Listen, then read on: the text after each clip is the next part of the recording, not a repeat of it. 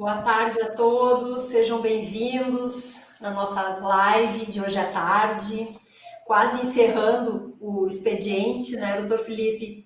Encerrando o Hoje expediente e o ano, né? Estamos na é reta quase o final ano do ano. também, exatamente, quase o ano.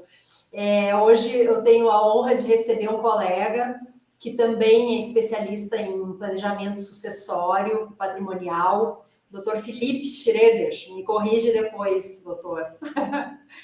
Mas, Felipe, eu vou te passar para te apresentar um pouquinho e depois a gente continua. Vamos dar início, então, ao nosso encontro. Bom, boa tarde a todos, boa tarde, doutora Daniela. A honra também é minha de participar aqui nessa live de hoje.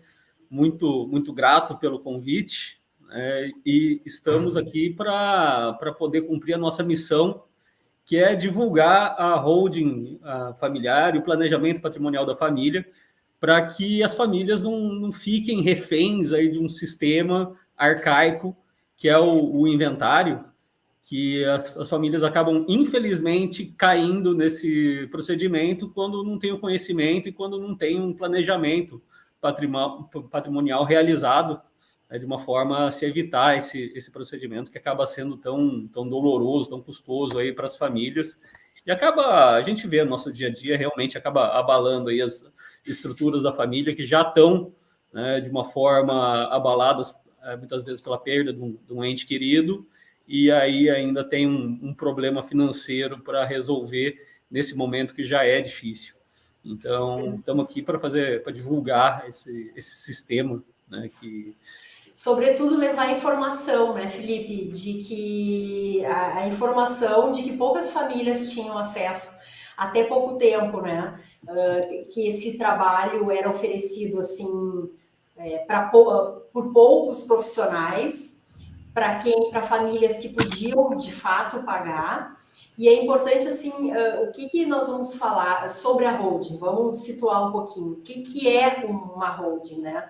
Na verdade, a gente pode dizer que a holding não é simplesmente uma empresa, mas sim um sistema de planejamento, então, sucessório, onde a gente reúne o acervo patrimonial dessa família, reúne todas as informações individuais de cada membro da família, situação familiar, Uhum. né? Tanto da matriarca, do patriarca, dos filhos, inclusive, a gente vai falar um pouquinho mais na frente, porque então se constitui esse CNPJ, né?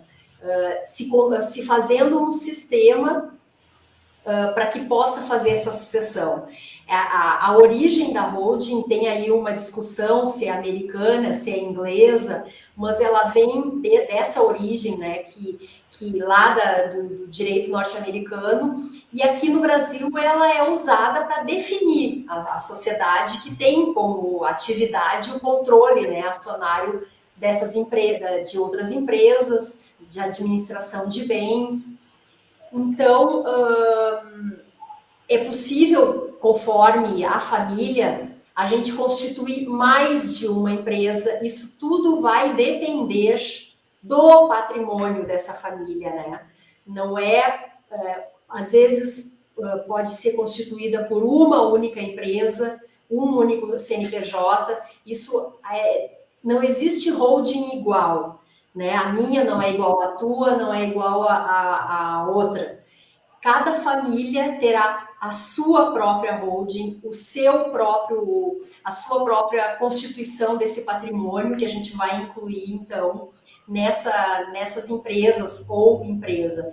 O importante aqui é a gente deixar claro que as pessoas se assustam quando dizem, né? Meu Deus, nós vamos constituir uma empresa, mas é uma empresa especial, com esse único fim da sucessão, de proteger o patrimônio.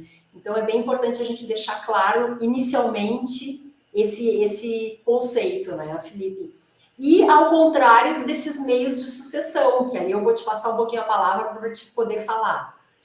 Exatamente, doutora Daniela. Além da proteção, a economia que a holding gera também na questão tributária, né?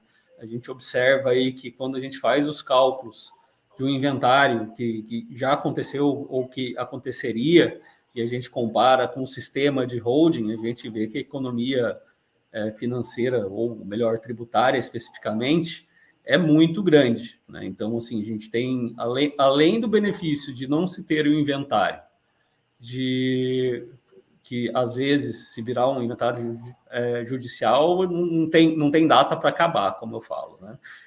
Quando é em cartório, vão alguns meses, resolve, mas quando é judicial, não tem data para acabar. Eu já participei, inclusive, de um inventário que tinha mais de 30 anos. Sim, sim. E aí, também não tinha data para o final ainda, não se via a luz do fim do túnel, porque nisso acaba tendo outros inventários no meio e só piora a situação. Então, o primeiro benefício é evitar o inventário, a proteção do patrimônio pela organização patrimonial que a gente faz através da holding, e a economia tributária que a gente consegue através do sistema, tudo de acordo com a Constituição e com as leis estaduais aí de cada estado, para a gente conseguir montar esse sistema. Então, assim, é muito importante que as famílias tomem conhecimento desse procedimento e saber também que não é um sistema tão caro, né? Porque muitas vezes as famílias acabam, pela falta de conhecimento, optando pelos sistemas tradicionais aí de transferência de bens, que alguns deles até, quando bem feitos, evitam o inventário. Por exemplo, a doação em vida, que o pessoal chama, né? Ou o adiantamento da legítima, se a gente for deixar em termos jurídicos, mas eu não gosto do juridiquês, né? Eu prefiro deixar em termos mais simples, né? Então, a doação em vida, que não tem benefício nenhum do aspecto financeiro em relação ao inventário. Os custos são exatamente os mesmos e com um grande problema que a família acaba perdendo a gestão do patrimônio, o patriarca e a matriarca, eles perdem a gestão do patrimônio.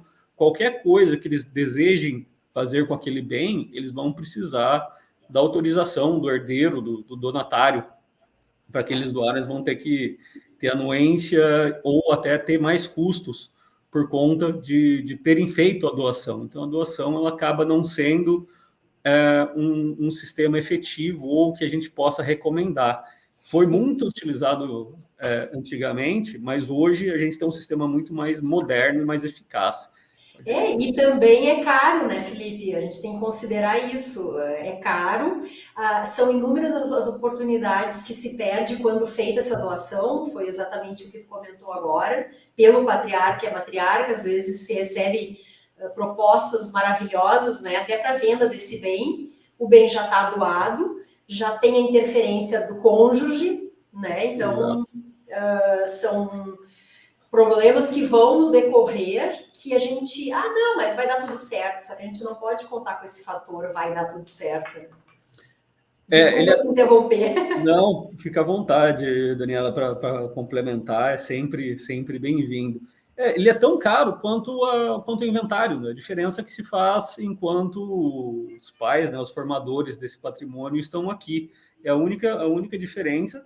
Só que aí os pais, eventualmente, acabam sofrendo por perderem a gestão desse patrimônio que não acontece com a holding, né? A holding a gente consegue manter total gestão do patrimônio, como a gente brinca, só muda o nome que vem no IPTU ou eventualmente no condomínio. O resto continua tudo da mesma forma, a gestão continua perfeita, totalmente nas mãos do patriarca e da matriarca. Exatamente. Mas tem outros sistemas também que as pessoas entendem como o planejamento sucessório, por exemplo, o testamento. O testamento ele foi muito utilizado, né? Mas é um sistema também extremamente arcaico e, como eu brinco, não devia nem existir mais na legislação. Porque o maior problema do testamento, apesar de que você consegue fazer uma divisão patrimonial diferenciada no testamento, que a gente também consegue na holding e às vezes de uma forma muito mais efetiva. O maior problema do testamento é que, a partir do momento que você tem um testamento, inevitavelmente você vai cair no poder judiciário. Claro. Seja no inventário judicial ou numa ação de abertura de testamento. E aí, aquele que escreveu não está mais aqui, aquele que queria fazer a vontade não está mais aqui. A gente vai depender da opinião de um terceiro, que é o juiz. Às vezes vão ter algumas impugnações dos herdeiros, os herdeiros vão questionar esse testamento até para anular ou fazer alguma coisa diferente. E aí a gente não resolveu o problema, né? Criou mais um problema para a família em vez de resolver, além dos custos, né, que, como acabei de dizer, continuam sendo os mesmos também, como na doação, continuam sendo os mesmos no testamento, com o problema de se ter a participação do Poder Judiciário nesse trâmite de transferência do patrimônio para os herdeiros. Sem falar ainda na situação de que, havendo menor, né, interdição, aí vai ter que ter a presença do Ministério Público, nossa, mais um para agir nesse momento em que poderia ser bem tranquilo, supostamente, né? Porque aqueles que deixaram, como tu falou, são as pessoas mais antigas que a gente vê esse testamento. Até hoje é até muito menos usado, mas como as pessoas mais antigas elas usavam esse instrumento, né? E que de fato não é efetivo. Ele foi, né? Ele foi efetivo, mas hoje, né, como qualquer coisa, evolui-se, né? E a holding familiar é uma evolução desses planejamentos sucessórios que acabam se tornando obsoletos quando a gente compara com o sistema que a gente tem hoje e que já é bastante utilizado, né? Já a longa data já é utilizado, desde 76 é a lei que a gente utiliza para constituir a base de todo o sistema. E só que o sistema não era conhecido até pouco tempo. Eu trabalho com direito societário desde 2006 e no início eu também não conhecia esse sistema, né? Porque na faculdade, no meio jurídico, ele não é conhecido. Tem muito colega meu advogado que não entende como funciona esse sistema, porque é uma miscelânea de leis, né? Envolve direito de família, tributário, societário, civil, né? A parte imobiliária também. Então, ele é um sistema complexo, né, de fato, mas extremamente efetivo. A gente consegue realmente resolver o problema das famílias e sem opiniões de terceiros, né? O que é mais interessante, alguém que não participa da família, não sabe a realidade daquela família, vem opinar, né, num possível inventário judicial, quando se tem um testamento ou coisa assim, vem opinar de como deveria ser feita aquela partilha. E no final acaba não agradando ninguém, né? Nenhum dos herdeiros geralmente sai satisfeito dessa situação. É o que a gente mais assiste por aí. De planejamento sucessório não tem nada, resumindo, né? Não. Acaba muito menos.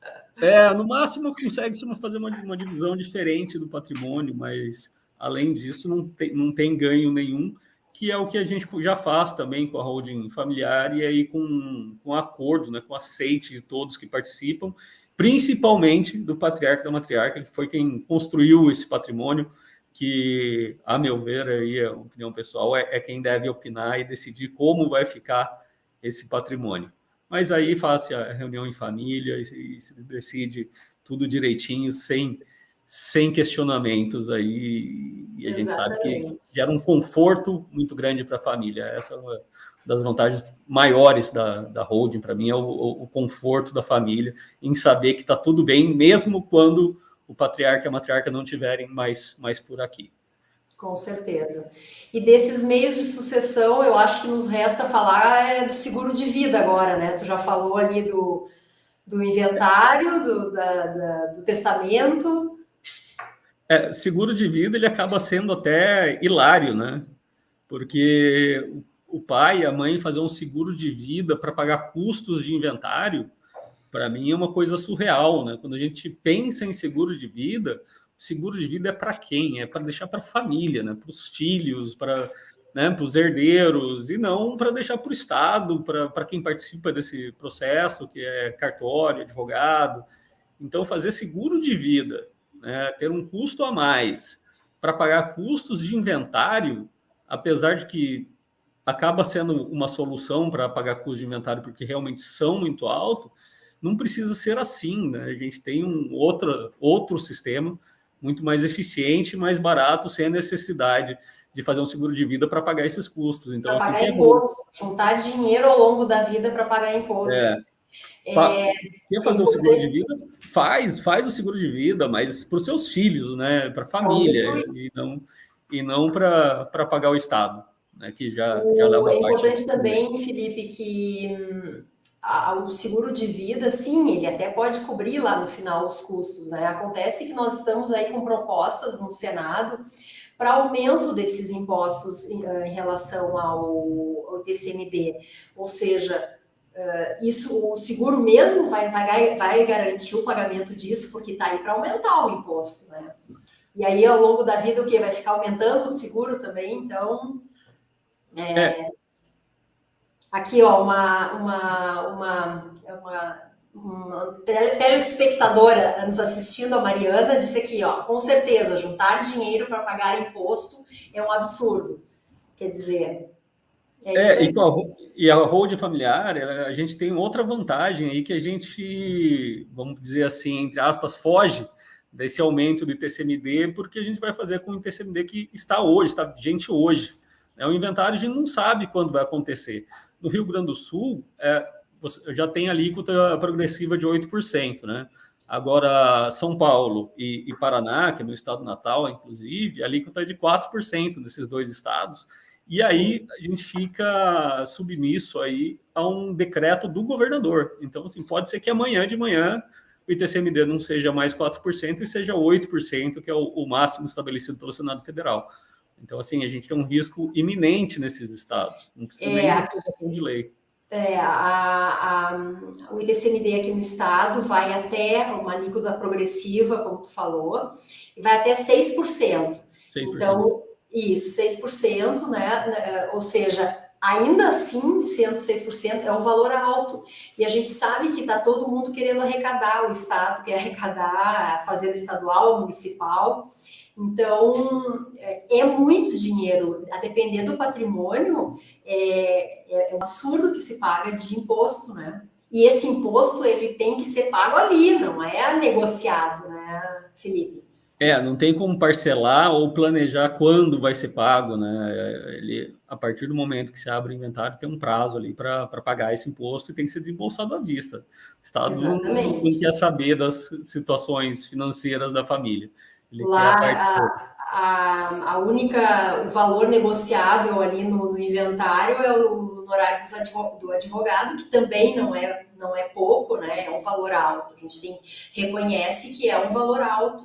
Então, ainda dá para, né? E, sem contar que esse valor dessa alíquota aqui no estado do Rio Grande do Sul é pelo valor de mercado, do bem de mercado, que é um absurdo. Aí tu imagina, nós temos a nossa atividade no Rio Grande do Sul rural é fortíssima.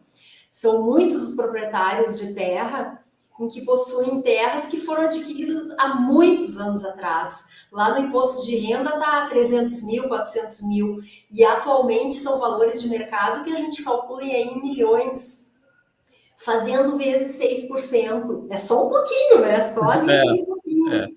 Imagina o custo que se transforma esse inventário. E as pessoas lá, quando surge esse problema, elas não têm noção do quanto se gastará, né, Felipe? Sem dúvidas, né? E na holding a gente consegue fazer, com autorização legal, de fazer esse pagamento pelo preço que foi adquirido esse bem, né? O valor que está declarado no imposto de renda. Então, imagina, se uma fazenda que foi adquirida há 20, 30 anos atrás, está lá com 300 mil reais, ela vale 30 milhões hoje. Vale. Olha a diferença. Muito valorizada. Olha a diferença que a gente vai ter aí de 100 vezes, né? Se a gente considerar esse exemplo. Mas fugindo assim um pouquinho dessa questão do imposto, é importante também dizer, Felipe, que a holding é primordial, né? Que a gente conversa, que a gente tem batido muito nisso, é a questão do planejamento sucessório e patrimonial. É o que a gente tem visto aí, que muitos profissionais, eles simplesmente têm trazido a família e o patrimônio, o acervo patrimonial para dentro de uma empresa.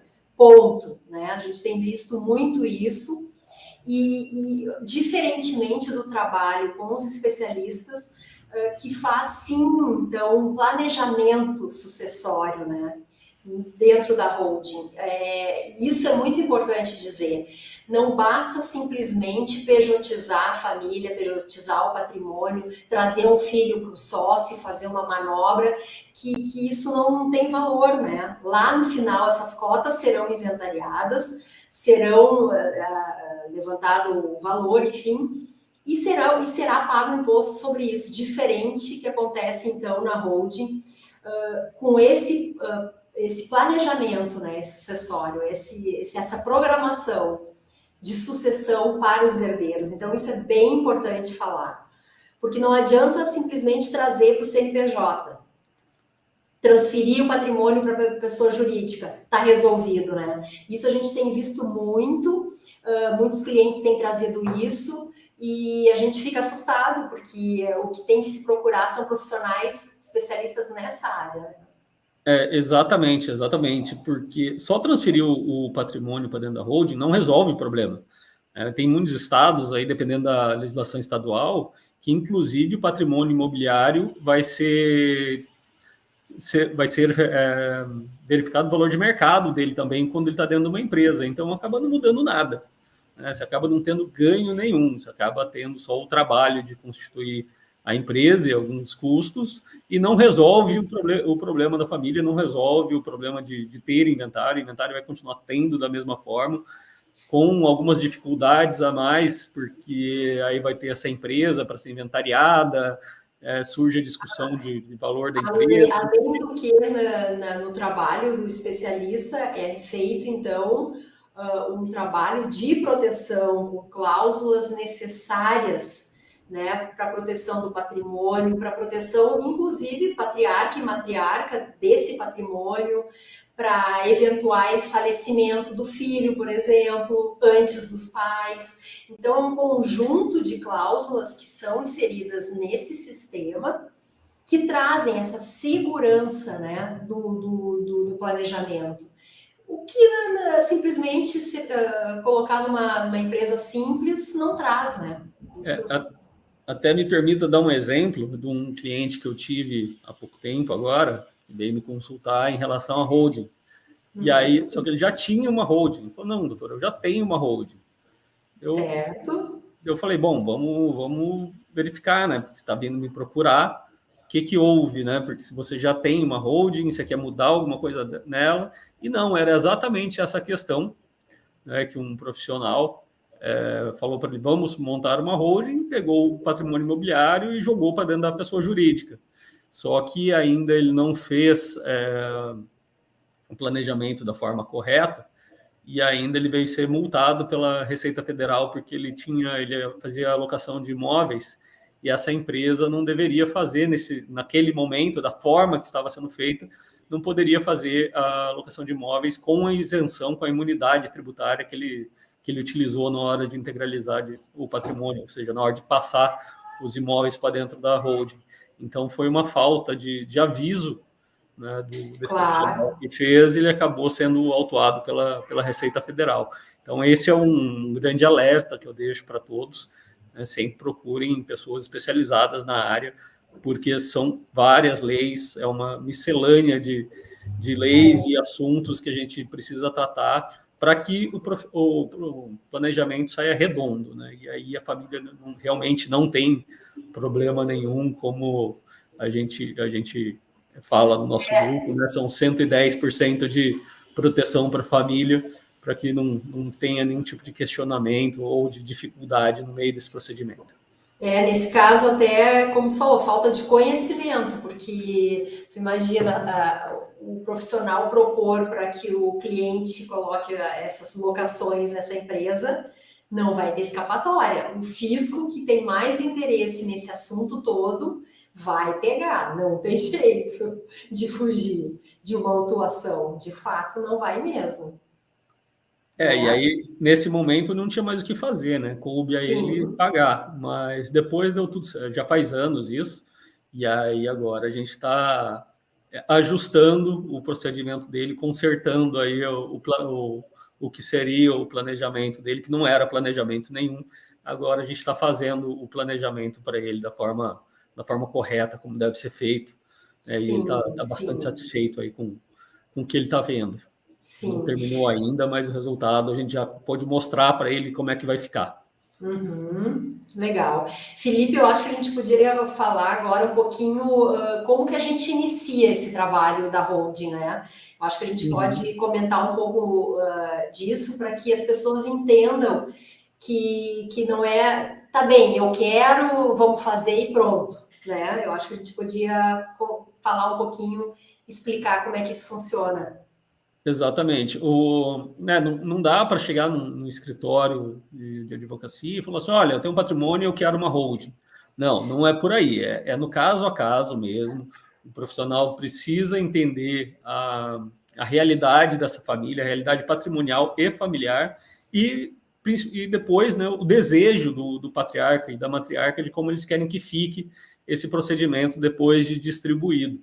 Então, o primeiro passo, e, a meu ver, o passo mais importante de todos é a sessão de viabilidade.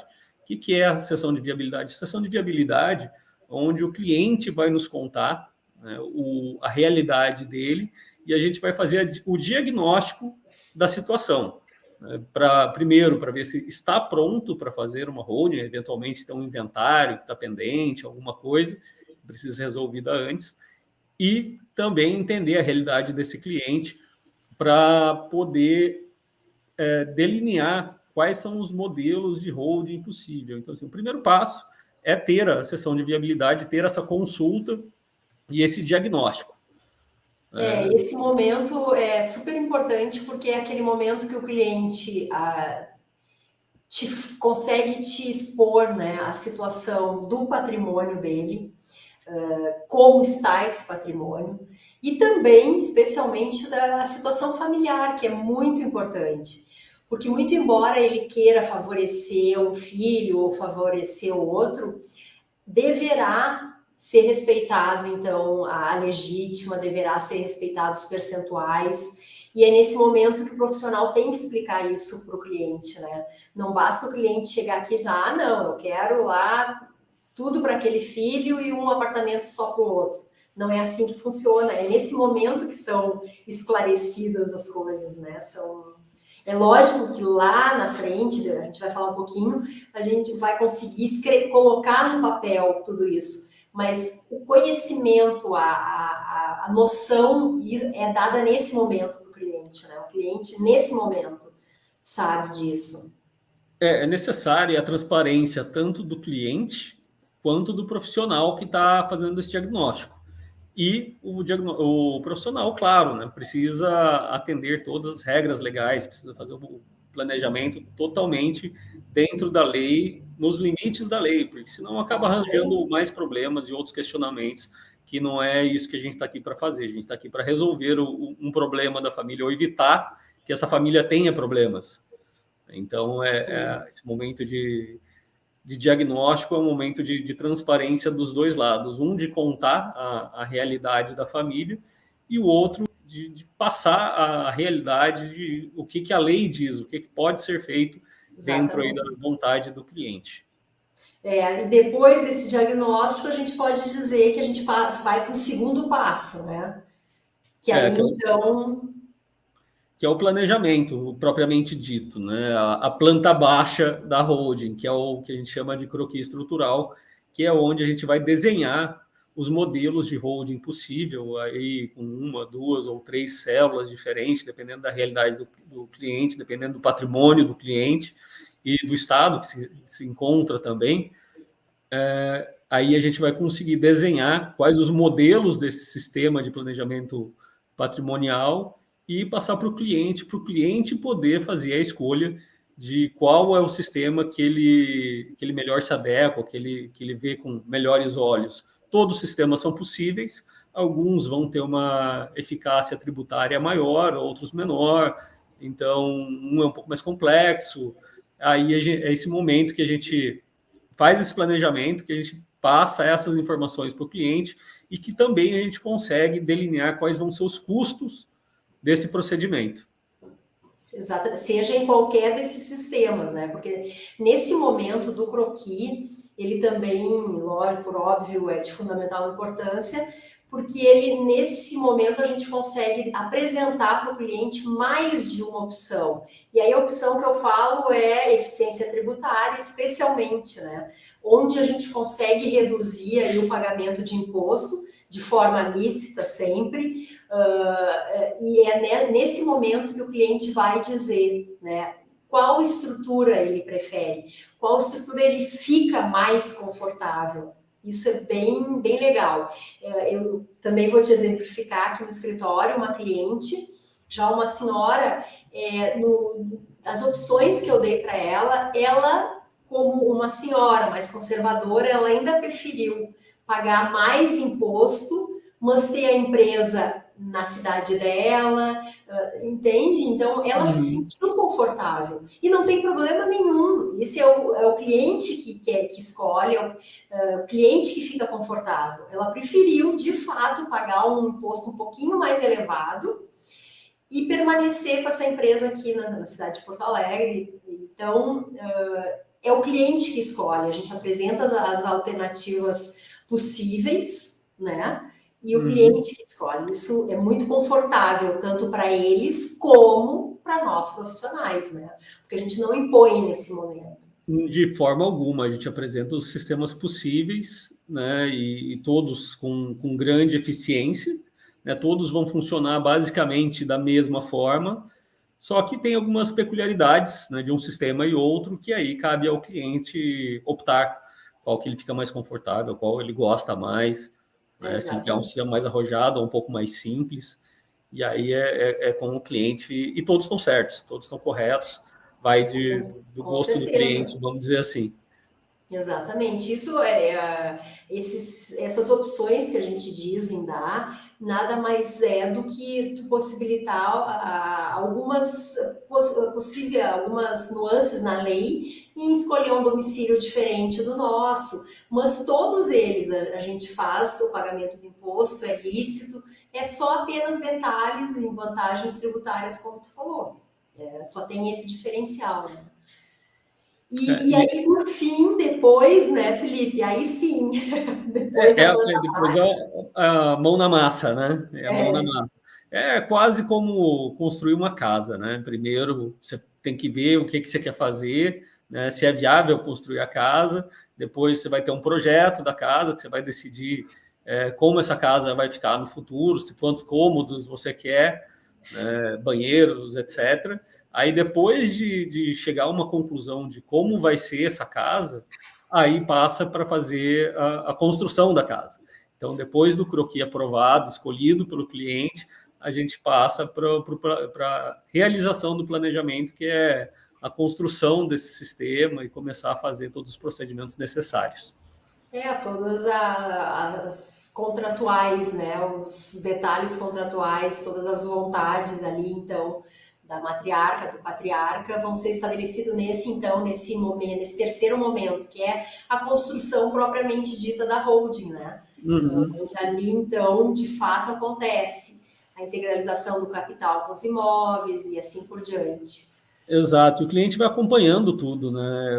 Cada contrato, cada alteração de contrato social, né? Ele vai acompanhando tudo e vai vendo o sistema se formando. E no final a gente entrega o sistema funcionando já para ele, com todas as cláusulas de governança corporativa que a gente utiliza, né? São cláusulas até bastante avançadas, para que os gatilhos fiquem preparados para serem disparados aí só no momento que o cliente escolheu, que a gente deixou planejado nesse sistema que foi construído a gosto do cliente. E, como você bem disse, cada holding, que é um sistema, né? Cada sistema de holding, ele é diferente porque cada família, cada patrimônio, cada desejo é individual. Então, cada sistema vai ser também individualizado e personalizado para cada cliente. Mas, de qualquer forma, todos vão estar ali prontos para atender e para funcionar no momento que seja necessário.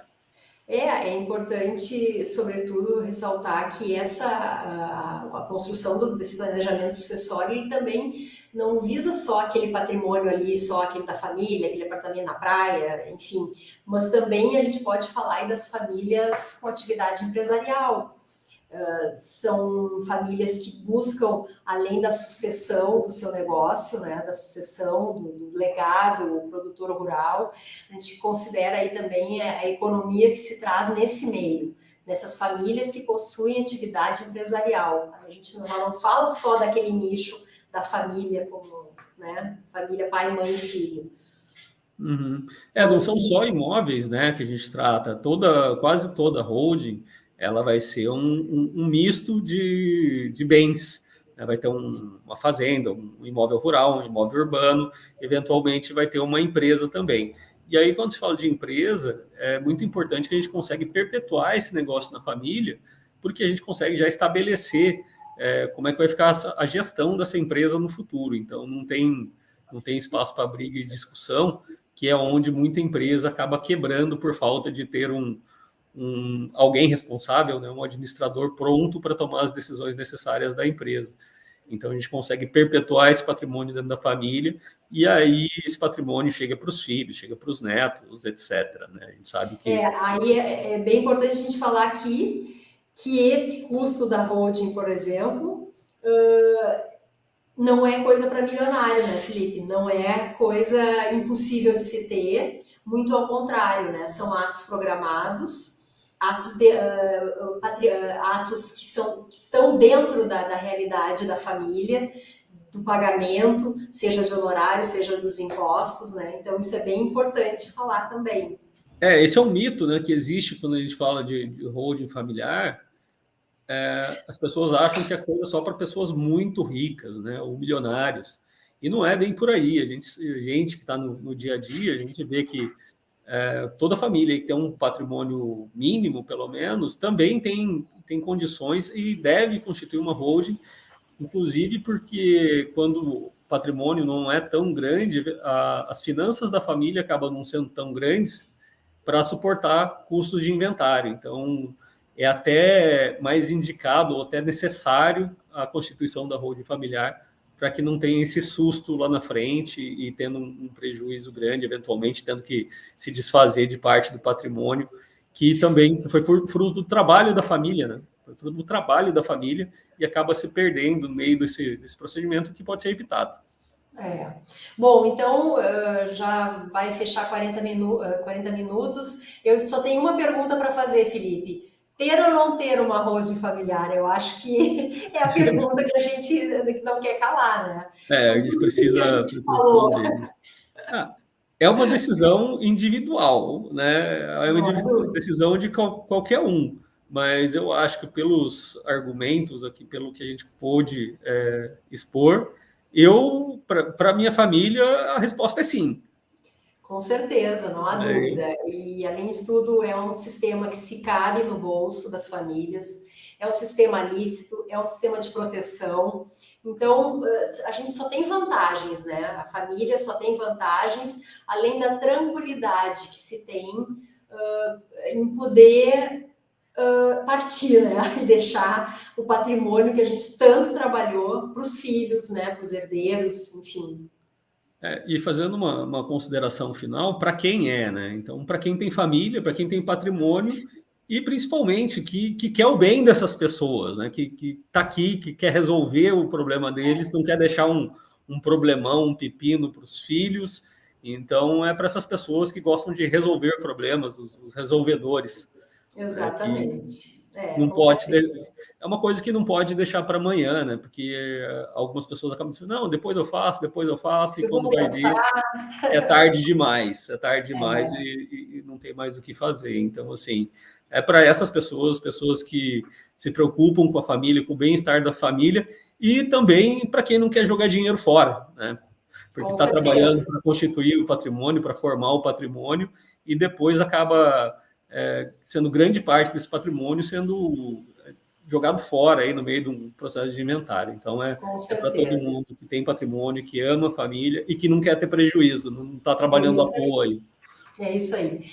Felipe, eu agradeço o pessoal que está interagindo aqui, a Deise, a Mariana, a Patrícia.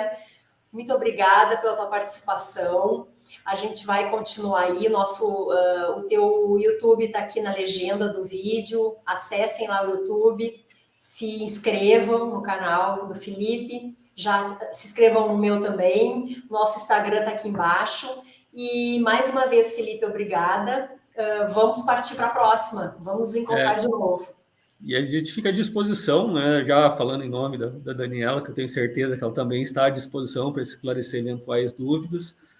Pode chamar a gente no Instagram ou através do YouTube, acho que tem algum canal de comunicação, pode deixar as perguntas no vídeo que a gente vai responder, ou no Instagram, né? Pode pegar aqui na legenda que está passando e chamar a gente no Instagram, qualquer dúvida a gente está à disposição para responder com imenso prazer.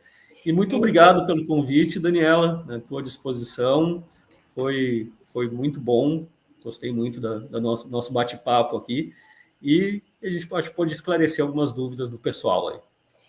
Tá bom, Felipe, muito obrigada. Até a próxima, então. Só uma coisa, lembrando, né? Só me permita, lembrando que a doutora Daniela tem uma palestra amanhã. Boa, convidar todo mundo para assistir a palestra da doutora Exatamente. Daniela. Amanhã, no meu canal do YouTube, às 19h30, pontualmente, estarei lá para levar mais informações sobre o assunto. Então, vão lá no YouTube amanhã às 19h30. Tá bom? Obrigada, Felipe. Até mais. Um abraço. Tchau. Tchau.